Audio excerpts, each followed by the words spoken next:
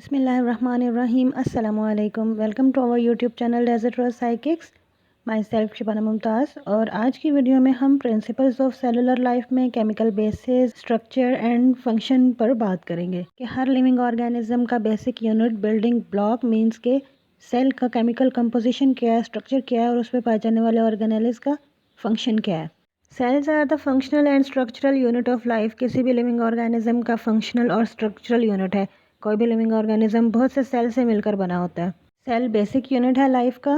Cellular life का मतलब है कि जो लाइफ है वो सेलुलर लेवल पर ऑर्गेनाइज होती है। इसका मतलब है कि ज़िंदगी के सब प्रोसेसेस, फंक्शन सेल के अंदर परफॉर्म हो रहे होते हैं। हर जिंदा चीज़ जैसे कि प्लांट्स, एनिमल्स और माइक्रो ऑर्गेनिजम्स सेलुलर लेवल पर ऑर्गेनाइज होते हैं। तो आज हम सेलुलर लाइफ में सेल्स के केमिकल बेसिस को डिस्कस करेंगे। जब हम सेल्स के केमिकल बेसिस की बात करते हैं तो हम सेल की केमिकल कंपोजिशन यानी कि उसमें मौजूद वेरियस केमिकल एलिमेंट्स और कंपाउंड्स की बात करते हैं। Cells composed of elements and compounds. 92 chemical element naturally पाए जाते हैं, जबकि लिविंग ऑर्गेनिज्म के अंदर 16 एलिमेंट्स पाए जाते हैं, इसलिए इनको बायो एलिमेंट्स भी कहा जाता है। और इन 16 में से भी सिर्फ 6 एलिमेंट किसी भी लिविंग ऑर्गेनिज्म में 99% ऑफ टोटल मास बनाते हैं। और वो 6 एलिमेंट कौन से हैं? वो हैं hydrogen, carbon, nitrogen, oxygen, phosphorus and calcium. ये बायो एलिमेंट्स एक दूसरे के साथ अटैच होकर दो तरह के कंपाउंड्स बनाते हैं, organic compound and inorganic compound. Organic compound में कार्बोहाइड्रेट, प्रोटीन, लिपिड्स और न्यूक्लिक एसिड शामिल हैं, जबकि इनऑर्गेनिक कंपाउंड में वाटर और मिनरल्स शामिल हैं। कार्बन बेसिक एलिमेंट है ऑर्गेनिक कंपाउंड्स का। ऑर्गेनिक कंपाउंड में कार्बन, हाइड्रोजन और ऑक्सीजन पाए जाते हैं।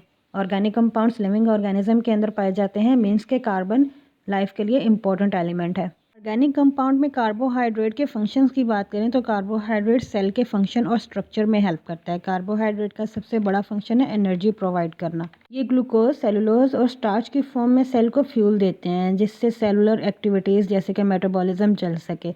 ये प्लांट की सेल वॉल और सेल मेम्ब्रेन की कंस्ट्रक्शन में इंपॉर्टेंट कंपोनेंट होते हैं। प्रोटीन्स सेल का इंपॉर्टेंट कंपोनेंट है। प्रोटीन एंजाइम्स का स्ट्रक्चर और फंक्शन मेंटेन करते हैं, जो कि मेटाबॉलिज्म और दूसरे बायोकेमिकल रिएक्शंस को रेगुलेट करते हैं। प्रोटीन्स भी सेल स्ट्रक्चर के लिए बिल्डिंग ब्लॉक होते हैं। ये बॉडी को पैथोजन से डिफेंड करते हैं। ये हार्मोन्स और सेल सिग्नलिंग में क्रूशियल रोल प्ले करते हैं। ओवरऑल प्रोटीन्स सेल की ग्रोथ, रिपेयर और फंक्शन में वाइटल रोल प्ले करते हैं। लिपिड्स की फॉर्मेशन सेल के अंदर लिपिड सिंथेसिस पाथवे के थ्रू होती है, जिसमें वेरियस एंजाइम्स का यूज़ होता है। लिपिड्स का फंक्शन होता है एनर्जी स्टोरेज और स्ट्रक्चरल सपोर्ट देना सेल को। जैसे कि सेल मेम्ब्रेन की फॉर्मेशन के लिए लिपिड इंपॉर्टेंट कंपोनेंट है। ये सेलुलर सिग्नलिंग और कम्युनिकेशन में इन्वॉल्व होते हैं, स्पेशली फॉस्फोलिपिड। सेल मेम्ब्रेन को बेसिक स्ट्रक्चर प्रोवाइड करता है। Lipids such as cholesterol plays important role in maintaining fluidity and stability. Lipids are used for energy storage in the form of triglycerides. Triglycerides glycerol और 3 fatty acid molecule से मिलकर बना होता है। ये triglycerides फिर स्पेशलाइज्ड सेलुलर स्ट्रक्चर में store किए जाते हैं, जो लिपिड ड्रॉपलेट्स या एडिपोसोम्स कहलाते हैं। न्यूक्लिक एसिड स्टोर करते हैं जेनेटिक इन्फॉर्मेशन को। They are responsible for storing and transmitting genetic information. Nucleic acid दो तरह के होते हैं, DNA and RNA. DNA all organism में ग्रोथ, डेवलपमेंट, फंक्शनिंग और रिप्रोडक्शन के लिए जेनेटिक इंस्ट्रक्शन को साथ लेकर चलते हैं, जबकि आरएनए प्रोटीन के सिंथेसिस और जीन एक्सप्रेशंस को रेगुलेट करते हैं। In short, nucleic acids are essential for proper functioning and maintenance of cell. Inorganic compound में वाटर एंड मिनरल का फंक्शन क्या है? Water is medium of life. Cell में 70% से 90% वाटर होता है। वाटर सेलुलर ग्रोथ और तमाम बायोकेमिकल रिएक्शंस के लिए ज़रूरी होता है। वाटर वाइटल न्यूट्रिएंट्स को ऑल सेल तक ट्रांसपोर्ट करता है। वाटर सेल में होने वाले तमाम बायोकेमिकल प्रोसेस को फैसिलिटेट करता है।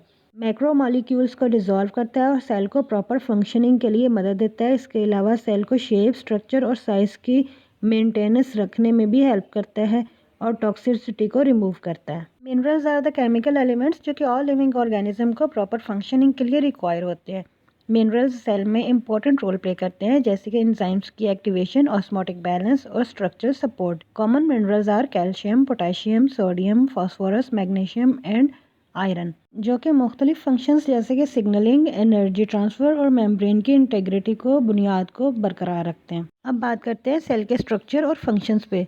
As we know cells are the basic functional and structural unit of life. किसी भी लिविंग ऑर्गेनिज्म का बेसिक फंक्शनल और स्ट्रक्चरल यूनिट है। सेल 2 टाइप के होते हैं, prokaryotic and eukaryotic cells. Prokaryotic cells में प्रिमिटिव न्यूक्लियस देखने को मिलता है। इसमें मेम्ब्रेन बाउंड ऑर्गेनेल्स प्रेजेंट नहीं होते। ये यूनिसेलुलर ऑर्गेनिज्म होते हैं जैसे कि bacteria. Eukaryotic cells most complex और एडवांस सेल होते हैं।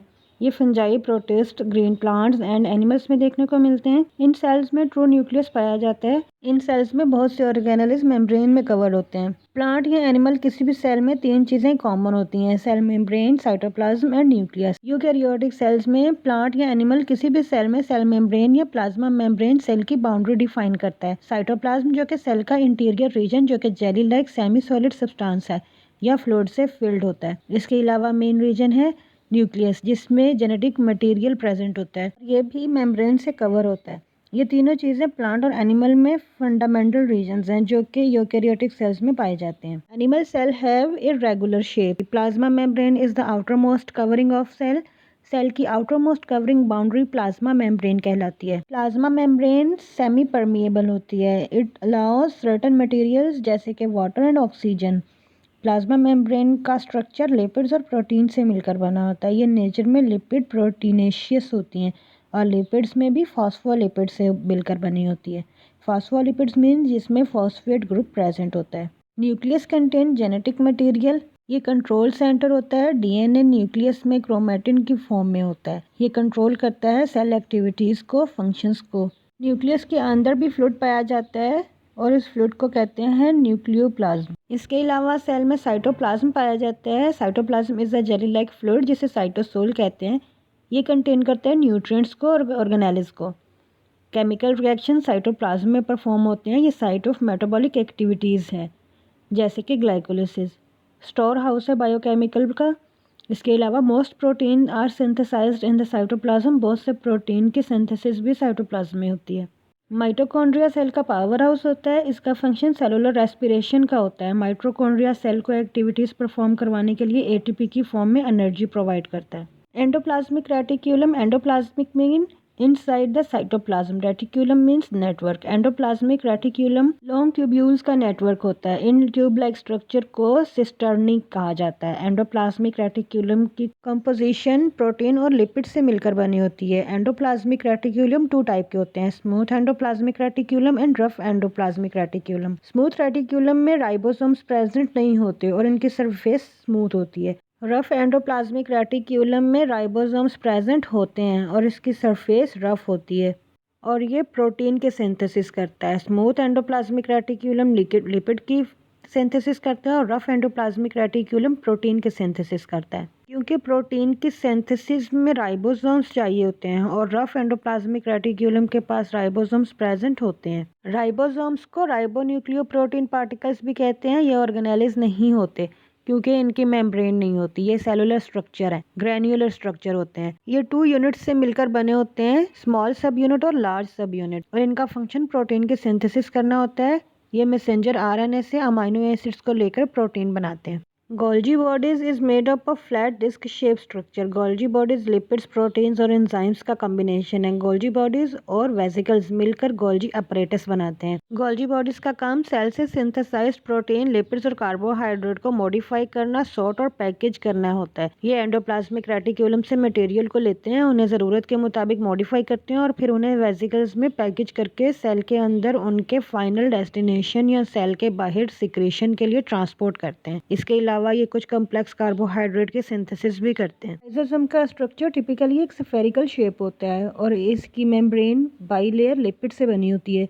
ये सेलुलर डाइजेशन, वेस्ट मटेरियल का रिमूवल और सेल की रीन्यूअल में हेल्प करता है। लाइसोसोम में वेरियस डाइजेस्टिव एंजाइम होते हैं जो कि अनवांटेड मटेरियल को ब्रेक डाउन करते हैं। मींस लाइसोसोम सेल की क्लीननेस और फंक्शनैलिटी को मेंटेन करता है। Centrioles are present in animal cells, only takes part in cell division. ये स्मॉल हॉलो सिलेंड्रिकल स्ट्रक्चर है। ये नॉन मेम्ब्रेनिक होते हैं और पेयर में होते हैं। ये टिपिकली 9 सेट ट्रिपलेट माइक्रोट्यूब्यूल से मिलकर बने होते हैं और जिस रीजन में सेंट्रियोल्स प्रेजेंट होते हैं उस रीजन को सेंट्रोसोम कहते हैं।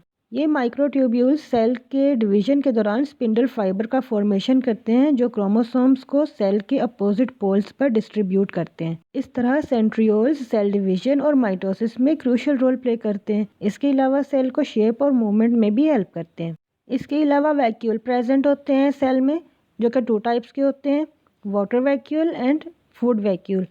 वाटर वैक्यूल वाटर स्टोर करते हैं जबकि फूड वैक्यूल फूड स्टोर करते हैं। एनिमल सेल में वैक्यूल कई प्रेजेंट होते हैं और स्मॉल होते हैं साइज में, जबकि प्लांट सेल में एक ही वैक्यूल होता है और लार्ज साइज पे होता है। इसके अलावा प्लांट सेल में सेल वॉल क्लोरोप्लास्ट भी पाया जाता है। फोटोसिंथेसिस के लिए क्लोरोप्लास्ट चाहिए होता है जो ओवल शेप्ड बॉडी होती है। ये पिगमेंट कंटेन करता है जिससे कहते हैं क्लोरोफिल। और सेल वॉल आउटर मेम्ब्रेन होती है जो कि हार्ड और रिजिड होती है। सेल वॉल के नीचे सेल मेम्ब्रेन प्रेजेंट होती है beneath the cell wall. Cell wall cell को शेप प्रोवाइड करती है, मैकेनिकल स्ट्रेस से प्रोटेक्ट करती है। प्लांट सेल वॉल में चैनल्स और पोर्स होते हैं जो कि एडजेसेंट सेल्स में मॉलिक्यूल्स और इंफॉर्मेशन को एक्सचेंज के लिए अलाउ करते हैं। सेल्स के फंक्शन पर बात करें तो एक लिविंग ऑर्गेनिज्म की ग्रोथ और डेवलपमेंट के लिए सेल्स एसेंशियल फंक्शंस परफॉर्म करते हैं, जैसे कि genetic information. Cell genetic information को स्टोर करते हैं। एनर्जी प्रोडक्शन, सेल को एनर्जी की ज़रूरत होती है वेरियस केमिकल फंक्शंस और प्रोसेसेस को परफॉर्म करने के लिए, और ये एनर्जी सेल्स के ज़रिए प्रोड्यूस की जाती है जो कि प्लांट्स में फोटोसिंथेसिस के प्रोसेस के ज़रिए और एनिमल्स में रेस्पिरेशन के ज़रिए प्रोड्यूस होती है। Provide support and structure, cell plants में सेल वॉल के थ्रू और एनिमल्स में साइटोस्केलेटन और एक्स्ट्रा सेलुलर मैट्रिक्स और प्लाज्मा मेम्ब्रेन के जरिए सपोर्ट और स्ट्रक्चर प्रोवाइड करते हैं। For example, skin is made up of large number of cells. Growth and reproduction, cell mitosis के प्रोसेस के जरिए नए डॉटर सेल प्रोड्यूस करते हैं। पेरेंट सेल डिवाइड होते हैं डॉटर सेल्स में। ये सेल्स का डिवाइड होना और ग्रो करना एक ऑर्गेनिज्म की ग्रोथ को फैसिलिटेट करता है। Transportation of molecule, cell nutrients को हासिल करते हैं और वेस्ट को एलिमिनेट करने के लिए एक्टिव और पैसिव ट्रांसपोर्ट का यूज़ करते हैं। पैसिव ट्रांसपोर्ट में मॉलिक्यूल्स जैसे कि oxygen, carbon dioxide, ethanol cell membrane के थ्रू कंसंट्रेशन ग्रेडियंट के साथ चलते हैं, तो इस प्रोसेस में कोई एनर्जी यूज़ नहीं होती। जबकि एक्टिव ट्रांसपोर्ट में बड़े मॉलिक्यूल सेल मेम्ब्रेन के थ्रू कंसंट्रेशन ग्रेडियंट के अपोजिट चलते हैं, जिसके लिए एनर्जी रिक्वायर होती है। थी हमारी आज की वीडियो। अगर आप हमारे चैनल पर नए हैं तो प्लीज़ चैनल को लाइक, सब्सक्राइब और शेयर कर दें। और अगर कोई क्वायरी हो तो आप कमेंट बॉक्स में कमेंट ड्रॉप कर सकते हैं। Thank you for watching and take care.